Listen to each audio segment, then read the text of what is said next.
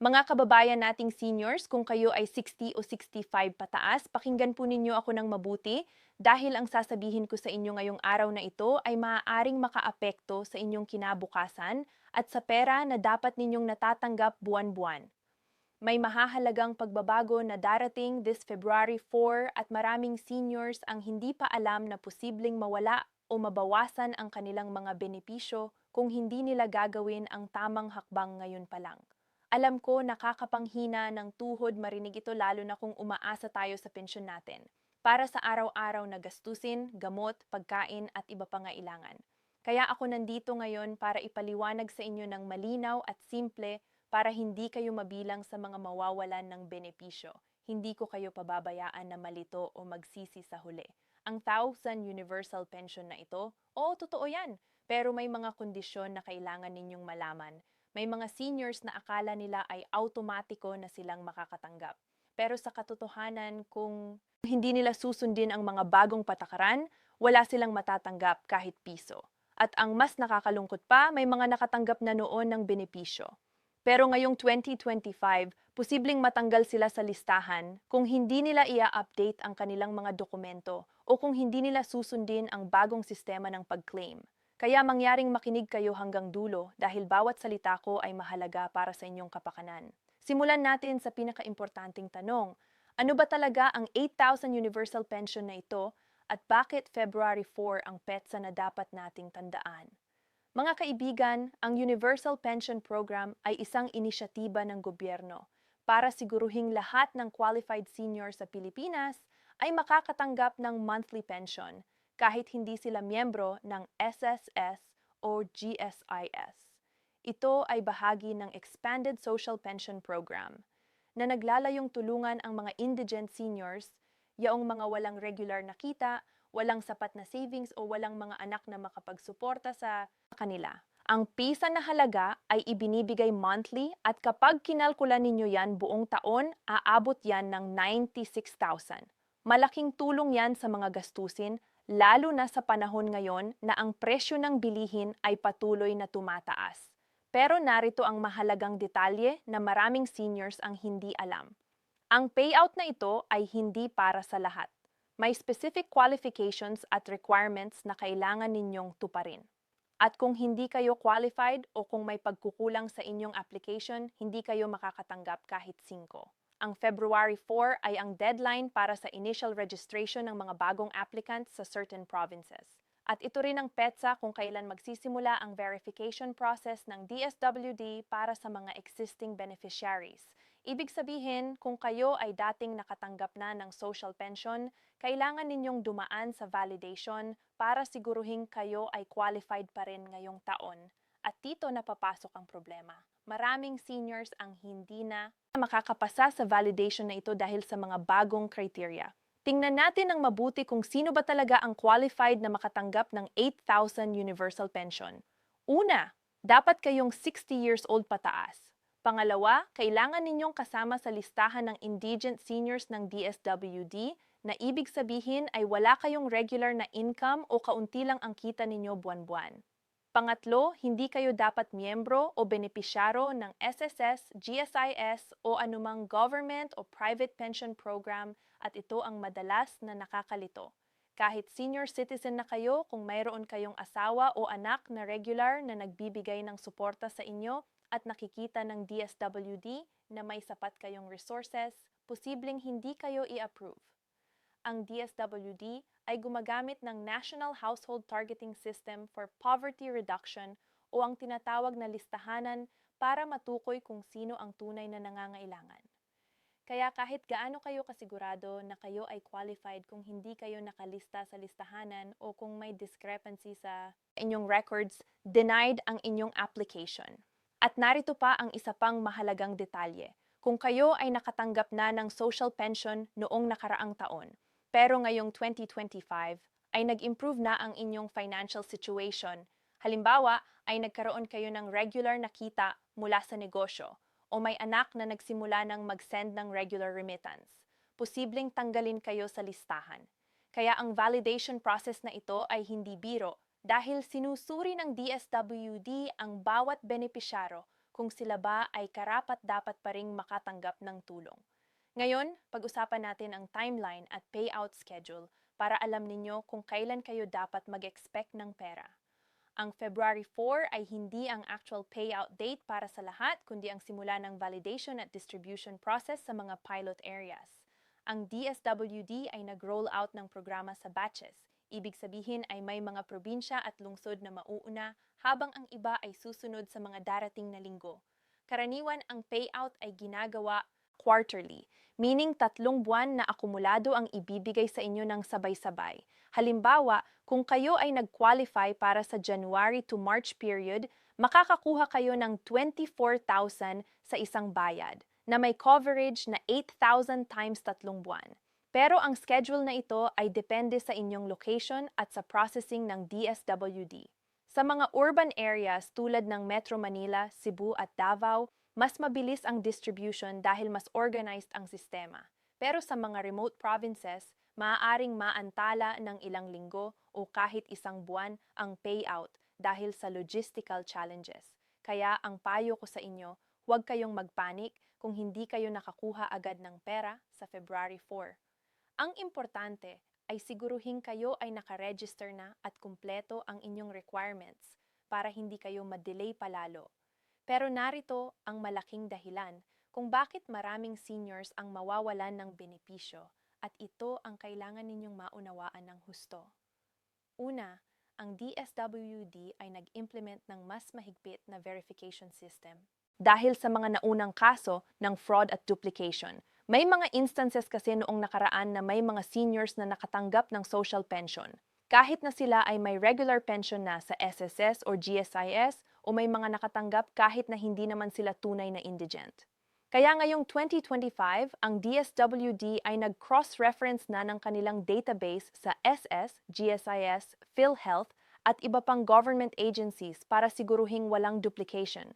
Kung ikaw ay may SSS pension, kahit maliit lang, halimbawa 2,000 o 3,000 monthly, hindi ka na qualified sa universal pension.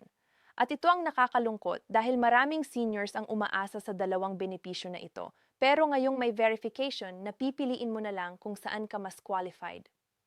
Pangalawa, ang mga seniors na hindi nag-update ng kanilang information sa DSWD ay otomatikong tatanggalin sa listahan. Halimbawa, kung ikaw ay lumipat na ng address, pero hindi mo ni-report sa DSWD o kung may pagbabago sa iyong household composition na hindi mo sinabi, posibleng ma-disqualify ka.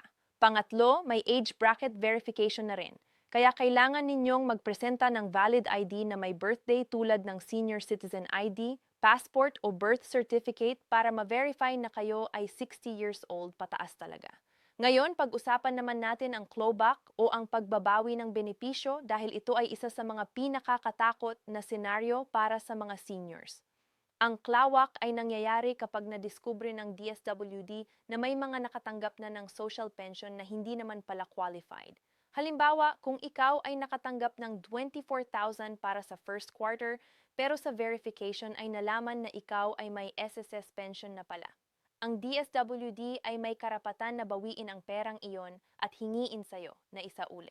At hindi lang iyon posibleng ma-blocklist ka pa sa future programs ng gobyerno. Kaya ang payo ko sa inyo, huwag kayong magtago ng impormasyon. Kung alam ninyong may ibang benepisyo kayo na tumatanggap, sabihin ninyo agad sa DSWD para hindi kayo makaramdam ng problema sa hinaharap.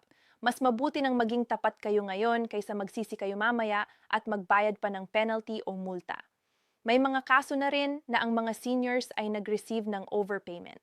Meaning binigyan sila ng mas malaki sa dapat nilang matanggap dahil sa error sa sistema at ang overpayment na iyon ay kailangan ding ibalik. Kaya lagi ninyong i-check kung tama ba ang amount na natatanggap ninyo at kung may discrepancy agad ninyong i-report sa DSWD office. Talakayin naman natin ang mga hidden benefits at additional assistance na maaari ninyong makuha bukod sa 8,000 universal pension.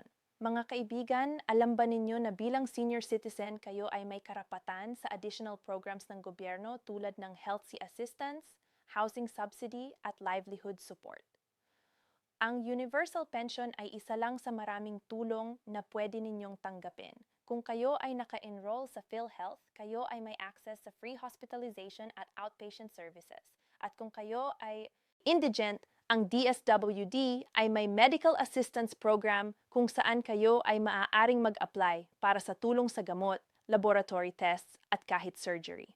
May Century Welfare Assistance din para sa mga seniors na aabot na ng 100 years old.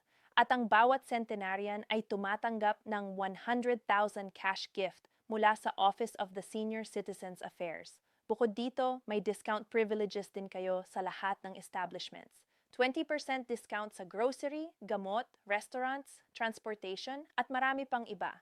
Pero ang problema, maraming seniors ang hindi nag-a-avail ng mga benepisyong ito dahil hindi nila alam kung paano mag-apply or nahihiya silang magtanong. Kaya ang payo ko, pumunta kayo sa inyong barangay hall o sa DSWD office at magtanong kung anong mga programs ang available para sa inyo. Huwag kayong mahiyang magtanong dahil karapatan ninyo iyan bilang senior citizen ng Pilipinas. Pag-usapan din natin ang tax implications ng universal pension dahil may mga seniors na nag-aalala kung kailangan ba nilang magbayad ng buwis sa perang natatanggap nila. Ang magandang balita, ang social pension at universal pension mula sa DSWD ay tax-exempt. Ibig sabihin, ang buong P1000 na natatanggap ninyo ay sa inyo na. Walang ibabawas na tax. Pero kung kayo ay tumatanggap din ng ibang kita tulad ng rental income, business income, o pension mula sa SSS o GSIS, kailangan ninyong mag-file ng income tax return kung ang total income ninyo ay lampas sa threshold na itinakda ng BIR. Pero para sa karamihan ng indig seniors na tumatanggap lang ng universal pension, hindi na kailangan mag-alala dahil ang pensyon ninyo ay hindi kasama sa taxable income. Ang importante lang ay panatilihin ninyong maayos ang inyong records at resibo para kung sakaling may tanungin ang BIR, meron kayong maipapakit.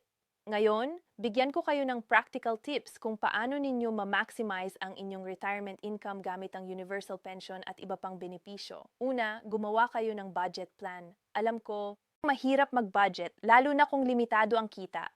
Pero kailangan ninyong malaman kung saan napupunta ang bawat piso para hindi kayo maubusan ng pera bago dumating ang susunod na payout.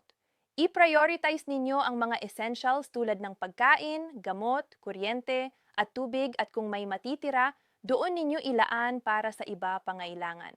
Pangalawa, mag-ipon kahit kaunti. Kahit 500 lang kada buwan kung itabi ninyo iyan, magkakaroon kayo ng emergency fund para sa biglaang gastusin tulad ng ospital o repair sa bahay.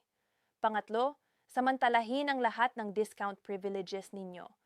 Kapag kayo ay bumibili ng gamot, huwag kalimutang ipakita ang Senior Citizen ID para makakuha ng 20% discount. Kapag kayo ay kumakain sa restaurant, itanong kung may senior discount sila. Sa ganitong paraan, mas lalaki ang halaga ng 8,000 pensyon ninyo dahil mas makakatipid kayo sa gastusin. Pang-apat, kung kaya ninyo, huwag ninyong kukunin ang buong pera ng sabay-sabay. Maraming seniors ang kapag nakatanggap ng 24,000 quarterly payout, ginagastos agad lahat sa loob ng ilang linggo at pagkatapos ay wala nang natitira para sa remaining months. Kaya kung posible, hatiin ninyo ang pera at gumawa ng monthly allocation para hindi kayo mahirapan. Pag-usapan din natin ang mga tips kapag pumupunta kayo sa DSWD or SSS office dahil alam kong mahirap ang proseso lalo na para sa mga seniors na hindi na masyadong makalakad o madaling mapagod. Una, maaga kayong pumunta. Ang mga government offices ay karaniwang bukas ng 8 a.m. At kung kayo ay makakapunta ng 7 a.m., mas konti ang pila at mas mabilis ang service. Dalawa, magdala ng lahat ng required documents. Huwag kayong pumunta ng kulang ang papeles dahil sayang lang ang oras at pamasahe ninyo. Karaniwan, ang kailangan ninyo ay Senior Citizen ID, valid government-issued ID, birth certificate, barangay certification, at kung meron ang inyong application form mula sa DSWD. Tatlo, magdala ng tubig at snacks dahil minsan ang pag-aantay ay tumatagal ng ilang oras. Apat, kung kaya magdala ng kasamang kaanak o kaibigan para tulungan kayo sa proseso, lalo na kung hindi kayo marunong magbasa o magsulat ng mabuti. At lima, maging matiyaga at magalang. Ang mga kawani ng government offices ay tao rin na may sariling problema. Kaya kung kayo ay magalang at puno ng pasensya, mas malamang na tutulungan nila kayo ng mabuti. May gusto rin akong i-highlight na common mistakes na ginagawa ng mga seniors na nagre-resulta sa denial o delay ng kanilang benepisyo. Una, ang hindi pag-update ng information. Maraming seniors ang nakatanggap ng social pension noong nakaraang taon, pero ngayong 2025, hindi nila ina-update ang kanilang address or contact number. Kaya kapag may announcement or notice mula sa DSWD, hindi nila natatanggap. Pangalawa, ang pagbibigay ng maling impormasyon. May mga seniors na nag-declare ng maliit na kita para lang maging qualified. Pero sa verification, nalaman na hindi pala totoo ang sinabi nila kaya na-disqualify sila. Pangatlo, ang pagsandal sa iba. May mga seniors na umaasa na lang sa kanilang mga anak o apo na mag-process ng kanilang application. Pero dahil busy ang mga ito, napapabayaan ng deadlines. Kaya kung kaya ninyong gawin mismo, gawin ninyo. O kaya ay mag-assign kayo ng trusted na tao na talagang maasahan ninyo na tutuparin ang responsibilidad. Sa pagtatapos ng aming pag-uusap ngayong araw na ito, gusto kong ipaalala sa inyo na ang P1000 Universal Pension ay isang malaking tulong pero hindi ito guaranteed para sa lahat. Kailangan ninyong gawin ang inyong parte, sundin ang mga requirements, mag-update ng inyong information at maging tapat sa proseso. Ang February 4 ay isang mahalagang petsa na dapat ninyong tandaan dahil ito ang simula ng verification at distribution at kung hindi kayo handa, posibleng maantala o kahit mawala ang inyong benepisyo. Huwag kayong maging bahagi ng mga mawawalan ng tulong dahil lang sa kapabayaan o kakulangan ng kaalaman. Ngayong alam ninyo na ang lahat ng detalye, kumilos na kayo. Pumunta sa inyong barangay hall, magtanong sa DSWD at siguruhing kumpleto ang inyong requirements. Ang pensyon na ito ay para sa inyo, para sa inyong araw-araw na pangangailangan, para sa inyong gamot, pagkain at kapakanan. Kaya huwag ninyong sayangin ang pagkakataong ito at tandaan kayo ay hindi nag-iisa. Maraming kapwa ninyo seniors ang dumadaan sa parehong proseso. Kaya kung may mga tanong kayo o may hindi kayo maintindihan, huwag kayong mahiyang magtanong. Mas mabuti nang magtanong ng paulit-ulit kaysa magkamali at magsisi sa huli. Ako ay laging nandito para sa inyo para magbigay ng impormasyon at gabay. Mag-ingat kayong lagi. Alagaan ninyo ang inyong kalusugan at naway makatulong ang universal pension sa inyong mas maginhawang buhay. Salamat sa pakikinig at hanggang sa muli nating pag-uusap. Mabuhay ang mga senior citizens ng Pilipinas. So,